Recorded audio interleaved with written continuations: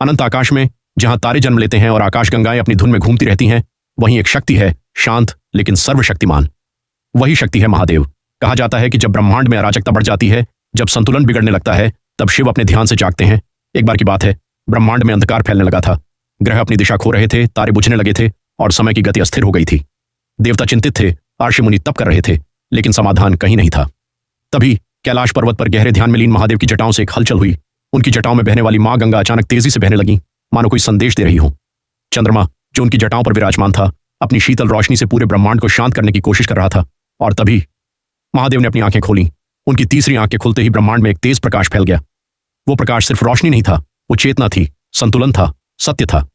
एक दानव था, अंधकार का प्रतीक, जिसका नाम था कालरात्रि। उसने ब्रह्मांड की ऊर्जा को अपने वश में करना शुरू कर दिया था। वो चाहता था कि समय रुक जाए और सब कुछ उसी के अधीन हो जाए। देवताओं ने महादेव से प्रार्थना की, प्रभु, इस अंधकार को समाप्त कीजिए। महादेव शांत थे, क्योंकि वे जानते थे कि अंधकार को मिटाने के लिए सिर्फ शक्ति नहीं, बल्कि संतुलन चाहिए। उन्होंने अपने गले में लिपटे नाग को देखा। वह नाग डर का प्रतीक था, लेकिन शिव के नियंत्रण में था। इसका मतलब था, जो भय को जीत ले वही सच्चा विजेता है। महादेव ने अपने डमरू को बजाया, टम टम टम। उस ध्वनि से ब्रह्मांड की हर कण में कंपन हुआ। समय ने अपनी गति फिर से पाई। आकाशगंगाएं फिर से अपने मार्ग पर चलने लगीं, लेकिन कालरात्रि इतनी आसानी से हारने वाला नहीं था। वह प्रकट हुआ, भयानक रूप में काले बादलों की तरफ फैलता हुआ।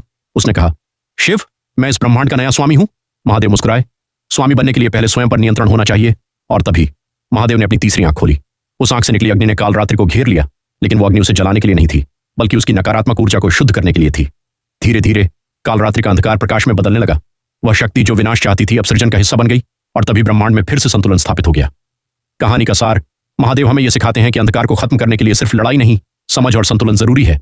हमारे अंदर भी एक कालरात्रि होता है, डर, गुस्सा, अहंकार, और एक शिव भी होता है, शांत, जागरूक और शक्तिशाली। जब हम अपने अंदर के शिव को जगा लेते हैं, तब कोई भी अंधकार हमें हरा नहीं सकता। अगर आप भी अपने अंदर के शिव को जगाना चाहते हैं, तो इस वीडियो को लाइक करें, शेयर करें और हर हर महादेव जरूर लिखें।